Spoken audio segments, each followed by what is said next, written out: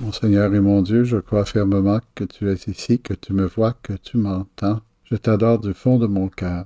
Je te demande pardon pour tous mes péchés. Je te demande la grâce de faire un moment de prière plein de ton intimité. Je demande à Saint Joseph et à ta mère Marie de veiller sur ce moment de prière. Alors que nous attendons ta venue, viens, Seigneur Jésus. Lorsque nous considérons le temps que nous vivons, le temps de l'Avent, l'Évangile nous présente celui que nous voulons adorer à la crèche, bientôt, on est en train de se préparer. Et lorsque nous voguons dans ces préparatifs, peut-être oublions-nous un aspect essentiel de Noël. C'est que Jésus est venu accomplir toutes les promesses de l'Ancien Testament. C'est ainsi que l'Évangile d'aujourd'hui nous présente Jésus qui parcourait toutes les villes, tous les villages, enseignant dans leur synagogue, proclamant l'Évangile de Dieu, guérissant toute maladie et toute infirmité. On voit par ces mots qu'il s'agit du Messie. Bon, nous, on n'a pas idée trop tôt qu'est-ce qu'est le Messie, mais on se rend bien compte que le Seigneur est arrivé pour les hommes comme quelqu'un de simple, apparemment un des leurs, un comme tous. Et soudainement, nous nous retrouvons avec un homme qui fait des grands miracles et qui cadre dans la description de ce qu'était le Messie attendu. Il allait changer l'histoire de l'humanité. On a connu des grandes figures qui, partis de rien, ont eu une grande influence sur leur temps. Pensons à Gandhi, qui était un simple comptable et qui est devenu un homme qui a déplacé des foules en Inde. Mandela, qui avait même été prisonnier avant de rassembler et de réunir l'Afrique du Sud. Mère Teresa, qui n'avait rien de rien et qui a amené personnes souffrantes à se rapprocher d'abord de la compassion et peut-être même de Jésus-Christ lorsque cela était possible. Et en même temps, des vocations nombreuses qui certainement nous ont ramenés à penser que les misérables ont aussi une place dans le royaume de Dieu. Alors, tous ces personnages, c'est des gens comme vous et moi. Et on pourrait penser que le Christ était ça aussi. Cependant, la différence de Jésus avec ces personnes-là, c'est que Dieu est fait homme en Jésus. Jésus est un homme, mais il est aussi Dieu. Et il peut faire des choses extraordinaires, réellement. Guérir des malades, savoir des choses cachées, ce qui va se passer dans le futur. Et il est capable aussi d'interpréter les Écritures et de répondre avec une sobriété, mais aussi un aplomb extraordinaire. Donc Jésus, tu as été pour nous une source d'inspiration, mais on ne pouvait pas t'imiter là-dessus. Cependant, il y a 12 hommes que tu as choisis, les 12 apôtres, qui ont dû faire beaucoup plus que ce que ne permettait leur talent. Si toi, tu as fait des miracles parce que tu le voulais, les apôtres ont opéré des miracles sans nécessairement le vouloir ou avec ton aide, avec un étonnement à chaque fois que ça leur arrivait. Même les démons nous étaient soumis, disent-ils, lorsqu'ils reviennent d'une mission. Ces hommes-là étaient certainement comme vous et moi. L'Évangile les présente très clairement comme des gens qui pouvaient même être pécheurs, des gens vaniteux, des gens faibles, des fois, des gens qui avaient de la misère à croire, des gens qui étaient, dans certaines occasions, colériques. Et c'est ces gens-là qui vont changer l'univers en continuant la mission de Jésus. Voici la différence entre ce Jésus qui nous est présenté et ces 12 qui vont continuer le travail de Jésus en s'associant à lui. Et ceci pour nous rappeler que l'Avent nous présente le Christ comme un personnage réel qui aura une incidence dans un temps, mais qui a encore une incidence à travers les apôtres et leurs successeurs. C'est impressionnant.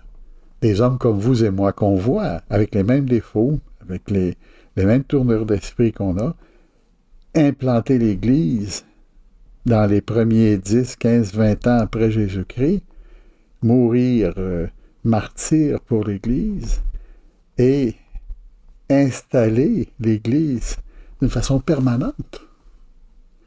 Et le Seigneur fait allusion à cela, là, dans ce même évangile, parce que l'évangile nous rappelle que le Christ est venu commencer la mission, que le Christ est le Messie, mais que la mission se poursuit dans l'Église et que, d'une certaine façon, le Christ est toujours avec nous. C'est une nuance de cette journée, de cet évangile d'aujourd'hui qui nous rappelle que le Christ est avec nous et que nous sommes partis de cette histoire et que nous pouvons faire des changements impressionnants autour de nous si, comme les apôtres, nous acceptons de prêter nos yeux, nos mains, notre cœur au Seigneur pour que nos mains, nos yeux, notre cœur deviennent les mains, les yeux, le cœur du Seigneur. C'est extraordinaire. Et sans trop savoir, sans trop s'en rendre compte, lorsque nous fréquentons Jésus, celui que nous allons rencontrer à la crèche comme un petit enfant, et que nous le rencontrons dans notre prière de chaque jour, comme nous faisons maintenant, ou que nous le rencontrons dans les sacrements, nous sommes en train de nous imprégner de lui et de participer à une mission plus grande que nous. Et sans le vouloir, presque, sans pouvoir savoir comment on a fait, on peut avoir changé des cœurs. Combien de fois les prêtres, on entend des fois quelqu'un qui nous dit « Ce que vous m'avez dit m'a fait beaucoup de bien. » Je dis « Ah, qu'est-ce que je t'ai dit? » Et on écoute la personne, « Je ne me souviens pas d'avoir dit ça. » Mais si la personne s'en souvient, c'est qu'on l'a dit. Et qu'est-ce qui est arrivé? C'est qu'à travers la grâce de Dieu, en parlant, en donnant un exemple ou en faisant une réflexion, ça a suscité dans le cœur de la personne qui était près de nous, peut-être même une conversion, sans qu'on s'en rende compte, ce qui prouve que le Seigneur travaille en nous.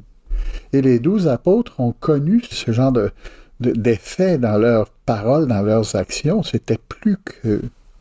Aujourd'hui, les évangiles nous rappellent que si le Seigneur est né il y a 2000 ans, il est toujours présent à travers ceux qui lui ont succédé, le pape, les évêques, les prêtres, et que ceux-ci, pape, évêques et prêtres, continuent en nous et nous-mêmes continuons avec les autres ce travail que Jésus a commencé. Et d'une façon sublime, nous réalisons que, encore aujourd'hui, le Christ est avec nous. Et ça, c'est fantastique, parce que ce que nous allons célébrer à Noël dans 25 jours, 23, 22, dépendant de quand tu l'entendras, ou dans une semaine, ce que nous allons célébrer à Noël, c'est ce qui est en train de se réaliser aujourd'hui encore. On revoit d'où c'est parti, d'un petit bébé.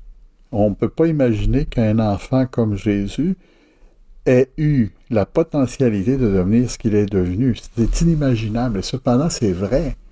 Marie, sa mère, le savait. Marie, que nous vénérons ces jours-ci, dans cette préparation à la grande fête de l'Immaculée Conception, Marie, mère de Jésus. Toi qui as vu Jésus grandir, tu t'es aussi étonné de voir que ce petit enfant était beaucoup plus que ce qu'il paraissait. Et nous aussi, dans ce contexte, nous voulons, comme cet enfant, donner tout ce que nous pouvons, sachant que bien des choses vont se réaliser sans qu'on s'en rende même compte, comme c'est arrivé aux apôtres. Et là, nous écoutons la parole du Seigneur qui nous dit « Cherchez des ouvriers pour la moisson. » Chercher des ouvriers. Ça veut dire dans nos familles. Comment est-ce qu'on peut trouver dans nos familles des successeurs des apôtres, des prêtres, par exemple? Et peut-être que oui. Peut-être qu'un jour, tu vas avoir un enfant qui va devenir prêtre. Tous les prêtres ont eu des mères. Hein? Peut-être qu'un jour, tu vas toi-même prendre de l'âge et te rendre compte que peut-être le Seigneur te demande de collaborer à son travail d'une façon ou d'une autre, dans une vocation chrétienne claire, comme un bon parent chrétien, ou comme quelqu'un qui s'engage dans une vocation propre à l'Église et qui va, à travers son charisme, développer une spiritualité. Et dans ça, travailler aux fruits de l'élaboration du royaume de Dieu actuellement, en 2022, 23, 24. Hein? Seigneur, que tu es grand, que tu es bon pour nous. Nous voulons te remercier de cette invitation que tu fais. Et si tu nous as montré que tu peux faire plus avec des apôtres qui étaient, somme toute, très semblables à nous, nous savons que l'invitation est bonne pour nous aussi. Et nous sommes prêts à dire oui à cette invitation, sachant aussi que l'inconnu peut nous faire peur, mais qu'en même temps, nous saurons certainement faire beaucoup plus que ce que nous sommes, parce que tu seras avec nous. Marie l'a vu dans sa propre vie. Lorsque tu es apparu, elle est devenue la mère de tous les chrétiens à travers toi, beaucoup plus que ce qu'elle était. Et en même temps, elle est restée fidèle à cette mission, et elle l'est encore au ciel.